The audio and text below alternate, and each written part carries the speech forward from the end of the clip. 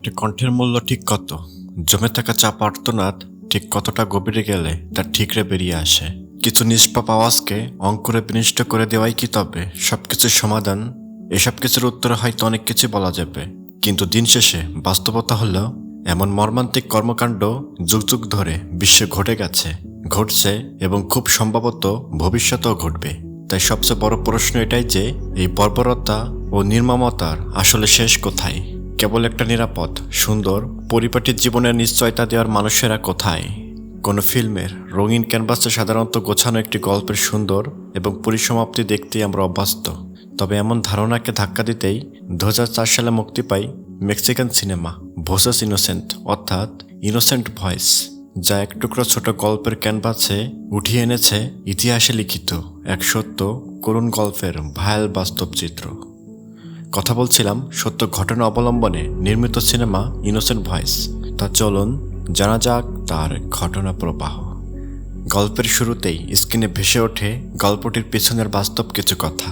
1980 সালে এল সালভাডোরের দেশটির আর্মি এবং সেখানের একদল মুক্তিকামী গোষ্ঠীর মাঝে ছড়িয়ে পড়ে গৃহযুদ্ধ। তবে খুবই শীঘ্রই সে মুক্তিকামী গোষ্ঠীরা নিজেদের গেরিলা রূপে প্রতিষ্ঠিত করে এবং এই কলহর জের ধরে এল সালভাডোরে রচিত হয় এক ভয়ানক গৃহযুদ্ধের ইতিহাস, যা টিকে থাকে পুরো 12 বছর। এই গৃহযুদ্ধের মাঝে আটকে পড়া একটি গ্রাম কাসকা তানজিঙ্গো, যেটা গেরিলা এবং আর্মিদের মুখোমুখি অবস্থানের মাঝামাঝি ছিল। এবং আমাদের আজকের গল্পটি এই গ্রামকে রচিত। বৃষ্টি ঝরা বিষণ্ণ এক আবহাওয়ার দিন, সাথে বিগলের করুণ সুরে এক মন খারাপ করে দেওয়া পরিবেশ। এরই মাঝে এক জঙ্গলের গা মরিয়ে এগিয়ে যাচ্ছে কিছু আর্মি সদস্য। তাদের সাথে আছে কৈশোর না পেরানো কয়েকজন শিশু, যাদের কিনা টায়ারের পিছু ধরে ছোটার দিনগুলোই আজ তারা বন্দুকের নলের সামনে দাঁড়িয়ে। যে চোখ আনন্দে ভরপুর থাকার কথা, সেখানে আজ যেন স্থান পেয়েছে এক অজানা আতঙ্কের শঙ্কা। এক হতাশ চেহারা, বন্দুকের নলের মাথায় শিশুগুলো এগোতে থাকে। মুখে প্রকাশ না পেলেও শিশু মনে চলতে থাকে নানান রকম কথা। আমি খুব পিপাসিত, সাথে পা দুটো খুব ব্যথা করছে, মনে হচ্ছে আমার পায়ে যেন পাথর বাঁধা। আমি নিশ্চিত যে ওরা আমাদের মেরেই ফেলবে। এমন কথা ভাবতে ভাবতেই তারা এগোতে থাকে নিশ্চিত মৃত্যুর দিকে। পাশ থেকে এমন দৃশ্য দেখে নিজেদের সন্তানকে বুকে তুলে নিয়েছিল একদল মা। হয়তো তিনি চিন্তা করেছিলেন, এরাও তো কারো না কারো সন্তান। হৃদয় কতটা পাষাণ হলে এমন নিষ্পাপ শিশুদের হত্যা করতে নিয়ে যাওয়া হয়।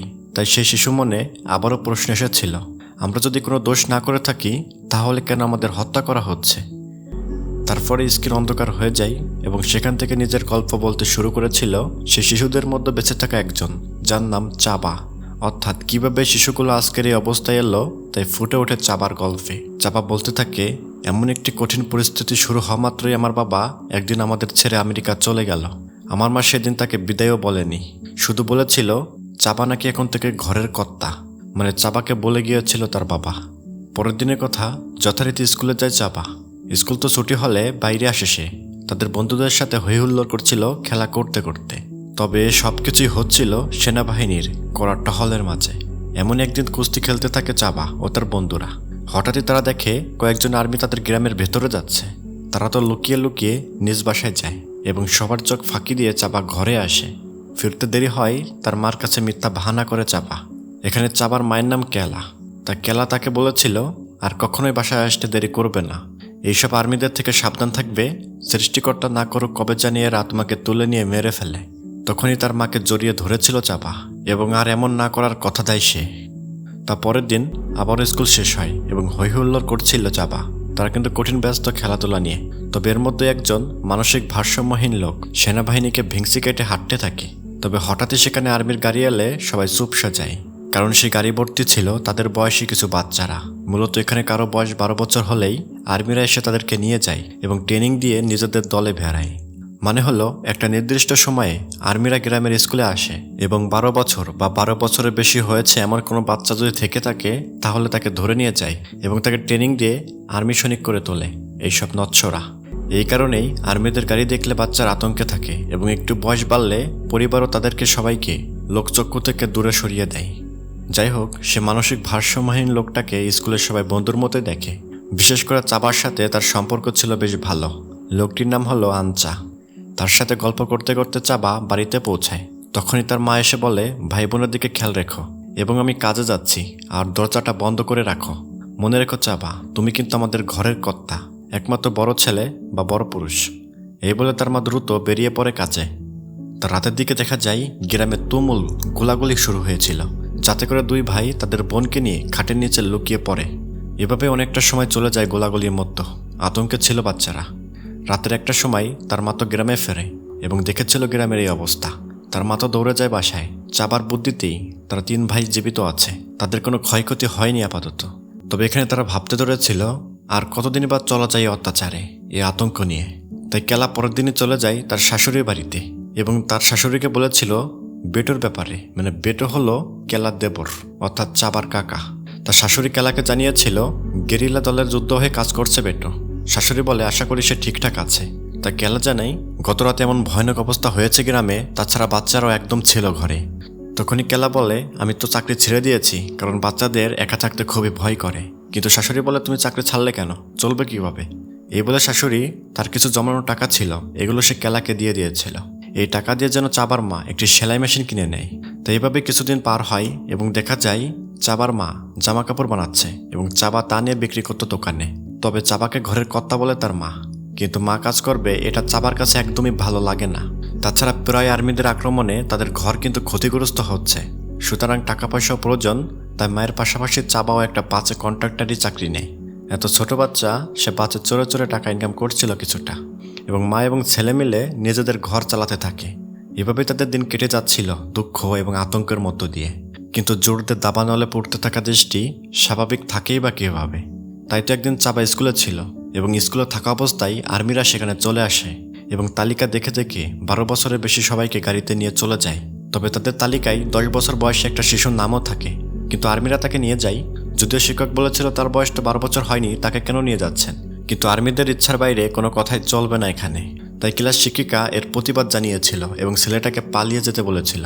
কিন্তু তখনই তেমো নামের সে বাচ্চাটিকে তারাও মেরে ফেলে গুলি করে এবং বাকিদের গাড়িতে উঠিয়ে নিয়ে চলে যায়।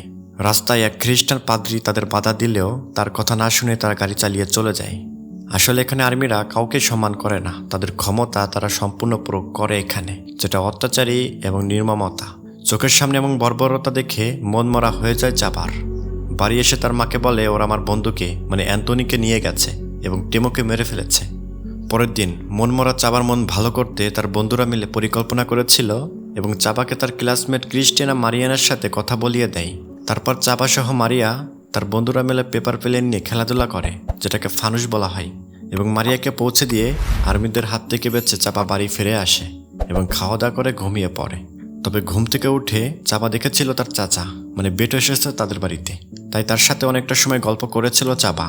তবে তার মধ্যেই আবারও শুরু হয়ে যায় তুমুল গোলাগুলি। গেরিলা এবং আর্মিরা লেগে গেছে মানে বেটোদের দল, যাতে করে তাদের প্রতিবেশীর মেয়ে অ্যাঞ্জেলিতা মারা যায়। অ্যাঞ্জেলিতার বুকে গুলি লেগেছিল। চোখের সামনে এমন করুণ মৃত্যু দেখে নিতর হয়ে যায় চাপা। চাপার এমন মনমরা দেখে তাকে বুকে টেনে নিয়েছিল চাচা এবং মৃদু স্বরে গিটার বাজিয়ে একটা দারুণ গান শোনায়, যা এই ভয়ঙ্কর অবস্থাতেও চাপাকে স্বস্তি দিয়েছিল। তবে গানটা কিন্তু নিষিদ্ধ ছিল এই পল্লীতে, কারণ এটা ছিল এই দেশের জাতীয় সঙ্গীত। এভাবে পরিস্থিতিটা কিছুটা স্বাভাবিক হলে বেটো কেলাকে বলে আমরা এবার আর্মিতে ধরাশায়ী করতে একটা আক্রমণাত্মক কৌশল তৈরি করেছি, যার নাম গেরিলা, এবং আমাদের এবং আর্মির মানে মুখোমুখি মাঝের স্থানটা হচ্ছে এই গ্রামটা। সুতরাং এই গ্রামের অবস্থা আরো ভয়াবহ হয়ে যাবে যুদ্ধের দাবানলে। তাছাড়া চাপার বয়সও কিন্তু 12 হয়ে যাচ্ছে, তাই ওকে আমাদের এখান থেকে সরাতে হবে, না হলে ওকে নিয়ে মেরে ফেলবে ওরা। তাছাড়া পাশেরই অঞ্চল মোরাজান এবং সান ভিসেন্ট আমাদের বিজিত এলাকা, সেখানে তোমরা খাবার পাবে, ছাদ পাবে, এক কথায় সেখানে তোমরা এই যুদ্ধের দাবানল থেকে কিছুটা রেহাই পাবে। এমনকি আমরা স্কুলও বানাচ্ছি, সেখানে বাচ্চারা পড়াশোনাও করবে। তাছাড়া তোমরা যদি এখানে থাকো বা চাবা যদি এখানে থাকে, তাহলে আর্মিরা কিন্তু ওকে নিয়ে যাবে চলে। বেটো বলেছিল আমি মনে করি তোমরা আমার সাথে সুরক্ষিত থাকবে, তাই চাবাকে আমার সাথে যেতে দাও। তবে বেটো যেহেতু গেরিলা বাহিনীর, তাই কেলা কিন্তু ভেবেছিল চাবাকে যদি বেটো নিয়ে যায় তাহলে তাকেও তো আর্মির মতো বানাবে, যোদ্ধা বানাবে। তাই কেলা রাজি হয় না, কারণ সে তো শিশু। তবে চাবা কিন্তু বেটোর সাথে যেতে ভালোই আগ্রহী হয়েছিল। এভাবে বেটো যখন চলে যাচ্ছে গেরিলা বাহিনীর কাছে, তখন বেটো চাবাকে একটা রেডিও দিয়েছিল এবং বলে যায় পরের বার আমি তোমাকে অবশ্যই নিয়ে যাব। এভাবেই পরের দিন চাপা সেই রেডিও শুনতে শুনতে স্কুলে যায়, কিন্তু আর্মিরা তাকে বাধা দিতে চায়, কারণ সে রেডিওতে বাজা গানের কথাগুলো ছিল নিষিদ্ধ। তবে চাবার হাত থেকে কিন্তু রেডিওটা তুলে নিয়ে যেতে চাচ্ছিল আর্মিরা।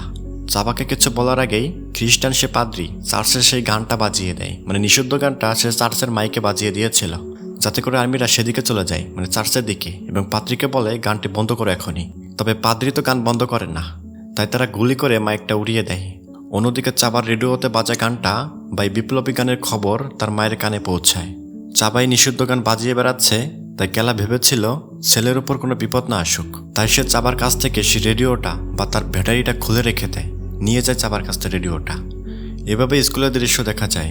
চাবা কিন্তু এখন স্কুলে বসে আছে মন খারাপ করে, কিন্তু তার বন্ধু মারিয়ানা চাবাকে মন খারাপ করতে না করে রেডিওর জন্য। কিন্তু তখন স্কুলের দুই পাশে গেরিলা এবং আর্মি বাহিনীর মধ্যে গোলাগুলি শুরু হয়ে যায়, যাতে করে সকল বাচ্চারা গেট বন্ধ করে ভয়ে নিচু হয়ে থাকে ক্লাসে।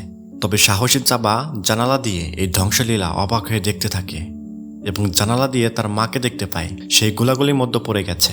এর জন্য চাবা বিপ্লবী মন নিয়ে দৌড়ে চলে যায় বা স্কুল থেকে বের হয়ে পড়ে তার মার কাছে যেতে। দুই পাশে তো গোলাগুলি হচ্ছিল, চাবা কিন্তু চলে যায় তার মায়ের কাছে। তার মা তো অবাক হয়েছিল চাবার এবং সাহসিকতা এবং মায়ের প্রতি ভালোবাসা দেখে। এর কিছুক্ষণ পরে গোলাগুলি শেষ হলে চাবা চার্চে চলে যায় এবং চাবা দূর থেকে লুকিয়ে দেখতে পাই আর্মিরা পাদ্রীকে ধরে ফেলেছে এবং মারধর করছিল, কারণ পাদ্রী তো চার্চে থাকা বেল টাওয়ারের উপর স্থান করে দিয়েছিল গেরিলা বাহিনীকে। মানে পাদ্রীর সাহায্যে কিন্তু গেরিলা বাহিনী এখানে অবস্থান করেছিল এবং আর্মিদের উপর আক্রমণ করেছিল। এজন্য আর্মিরা প্রচণ্ড মারধর করেছিল পাদ্রীকে। আশেপাশের এমন ভয়ানক পরিস্থিতি দেখে, তাছাড়া দেশের ভয়ানক অবস্থা সহজে বুঝতে পারে চাপা। দিন পরিস্থিতি ক্রমশ ভয়ানক হয়, সেই গ্রামবাসীরাও সেখান থেকে বেরিয়ে পড়ে অন্যত্র আশ্রয় নেওয়ার জন্য। তারপর থেকে বন্ধুদের সাথে খেলাধুলা এবং বান্ধবী মারিয়ার সাথে কয়েকটা দিন বেশ ভালোই কেটে যায় চাবার। তবে এমন একদিন সকালে সেনাবাহিনীতে যোগ দেওয়া তাদের বন্ধু অ্যান্টনির সাথে দেখা হয়েছিল তাদের। অ্যান্টনি কিন্তু তাদেরই বয়সী, কিন্তু আর্মিরা তাকে ধরে নিয়ে ট্রেনিং দিয়ে এখন আর্মি বানিয়ে ফেলেছে। সে কিন্তু আর্মিদের পক্ষে। এখানে অ্যান্টনি তাদের নিজেদের ট্রেনিংয়ের অভিজ্ঞতা শেয়ার করেছিল চাবাদের সাথে।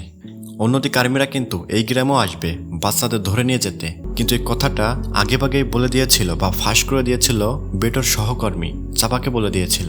তাই চাবা কিন্তু তার বন্ধুদের নিয়ে প্ল্যান করেছিল। বলে দিয়েছিল আর্মি আসার আগে আমাদের লুকিয়ে পড়তে হবে। এবং সত্যই দেখা যায় আর্মি আসার আগেই সকল বাচ্চারা লুকিয়ে পড়েছিল ঘরের চালের উপর, মানে টিনের উপর। তবে সেদিনই ছিল চাবার জন্মদিন, পালনও করা হয় মোটামুটি। সেখানে তার বান্ধবী মারিয়ানা তাকে নতুন একটা ব্যাটারি গিফট করেছিল, যেটা চাবার সে রেডিওর। কিন্তু পরের দিনে হঠাৎই চাবা দেখতে পেয়েছিল আর্মিরা ধরে নিয়ে যাচ্ছে রতনকে, মানে বেটোর সহকর্মীকে। আসলে বেটোর সহকর্মী বা রতন যে গোপনে তথ্য দিয়েছিল যে আর্মিরা নিতে আসবে এই গ্রামে, এটা কিন্তু আর্মিরা বুঝে গিয়েছিল। এজন্য বেটোর সহকর্মী রতনকে তারা ধরে নিয়ে যায় এবং সে চার্চের পাদ্রী সহ অনেককেই তারা গ্রেপ্তার করে। তবে চাবা ও তার বন্ধুরা কিন্তু বেঁচে যায়। আর্মিরা কিন্তু তাদেরকে ধরতে পারল না এই সময়, কারণ তারা ছিল ঘরের চালের উপর। কিন্তু আর্মিদের অগ্রসনে এলাকাগুলোতে অনেক ক্ষয়ক্ষতি হয়ে যায় এবং বান্ধবী মারিয়ার সাথে দেখা করতে যায় চাবা গিয়ে দেখতে পাই সেখানে তার জামার সেরা অংশ পড়ে আছে, যা দেখে আর বুঝতে বাকি থাকে না যে এই ভাইল গৃহযুদ্ধের কবল থেকে নিষ্পাপ মারিয়াও রেহাই পায়নি, মারিয়াও মারা গেছে। মানে চাবা কিন্তু এখানে মারিয়ার জামার সেরা অংশ পেয়েছিল। প্রচণ্ড মন খারাপ হয়ে যায় চাবার। এই যুদ্ধের পরিস্থিতির এত খারাপ হয় নিজেকে আর ঠিক রাখতে পেরেছিল না চাবা। মারিয়ার দেয়া সে ব্যাটারি সহ সে রেডিও সে পানিতে ফেলে দেয় এবং বন্ধুদের নিয়ে গেরিলা বাহিনীতে যোগ দিতে যায়।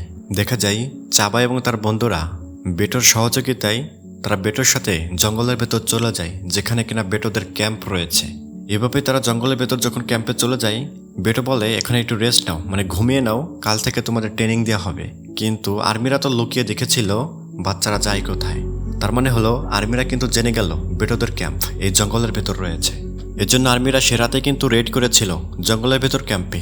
গোলাগুলি আরম্ভ হয়েছিল প্রচুর পরিমাণে এবং এখানে অনেকগুলো গেরিলা সৈন্যকে হত্যা করেছিল আর্মিরা। তবে এখানেই তো ছিল চাবার বন্ধুরা এবং চাবা নিজে, এজন্য তাদেরকে পাকড়াও করে ফেলে আর্মিরা এবং চাপা সহ তার বন্ধুদের কিন্তু নিয়ে যাচ্ছিল আর্মিরা। তাদের সবাইকে হত্যা করার জন্য জঙ্গলের ভেতর দিয়ে নিয়ে যাওয়া হচ্ছে ঝর্ণার দিকে, মানে নদীর দিকে। ওখানে হত্যা করে তাদেরকে নদীতে ফেলে দেওয়া হবে এজন্য। এভাবে মুভির শুরুতে যে সিনটি দেখানো হয় সেই সিনটি এখন কিন্তু প্লে হচ্ছে। দেখা যায় বাচ্চাগুলোকে তারা ধরে নিয়ে যাচ্ছে জঙ্গলের ভেতর দিয়ে।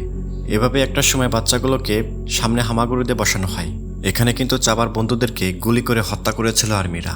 বাচ্চাগুলো চোখ বন্ধ করে যখন নিশ্চিত মৃত্যুর ক্ষণ গুনছে, কিন্তু তখনই একদল গেরিলা বাহিনী সেখানে আক্রমণ করে দেয়, মানে আর্মিদের উপর গুলি করে দেয়, যাতে করে চাবা কিন্তু বেঁচে যায় এবং সে দৌড়ে পালাতে পালাতে সে তার মায়ের কাছে ফিরে যায়। এতদিনে যুদ্ধের এমন ভয়ের রূপ দেখে চাবা বুঝে যায় যে এখানে জীবনের কোনো মূল্য নেই। এখানে থাকলে এভাবেই কেবল মিথ্যা আশা নিয়ে বাঁচতে হবে, কিন্তু লাভের লাভ কিছুই হবে না। তাই মায়ের কথায় চাপা কিন্তু আমেরিকা পাড়ি দিয়েছিল, মানে মেক্সিকো থেকে তারা আমেরিকায় চলে গেল চাপা। এবং যাওয়ার সাথে সাথে তার শিশু মনে ভেসে উঠেছিল কিছু কথা। আমি কখনোই আমেরিকা যেতে চাইনি, কিন্তু আমি থাকলে এরা আমাকে বাঁচতে দিবে না। তবে আমি অবশ্যই ফিরে আসব, কারণ আমি আমার মাকে কথা দিয়েছি আমার ভাই রিকো তাকে তার বয়স 12 হওয়ার আগেই এখান থেকে নিয়ে পালাবো। চাপার এমন দায়িত্বশীল কথার সাথেই এই মুভিটা শেষ হয়, যা দর্শকদের একরাশ বিষণ্ণতায় রেখে যায়। তবে আনন্দের কথা হলো, বাস্তবে মাকে দেওয়া সে কথা দিন শেষে রাখতে পেরেছিল চাপা। চাপার আমেরিকা যাওয়ার 6 বছরের মধ্যে সে তার ভাইকে আমেরিকা নিয়ে গিয়েছিল, মানে 12 বছর বয়স পূর্ণ হবার আগেই। এবং অবশেষে 1982 সালে 75,000 মানুষের মৃত্যুর পর এই রক্তক্ষয়ী যুদ্ধের শেষ হয়। আর এই লম্বা যুদ্ধেরই এক অতি বাস্তব চরিত্র হলো চাপা, যে তার মন মগজে সে ছোট বয়সে ধারণ করে নিয়েছিল মানবসৃষ্ট যুদ্ধের এমন নিষ্ঠুর বর্বরতা। তা কেমন লেগেছে ভিডিওটা জানিয়ে দিন কমেন্টে। ভালো লাগলে শেয়ার করিয়েন। এখানে বিদায় নিচ্ছি, ভালো থাকবেন।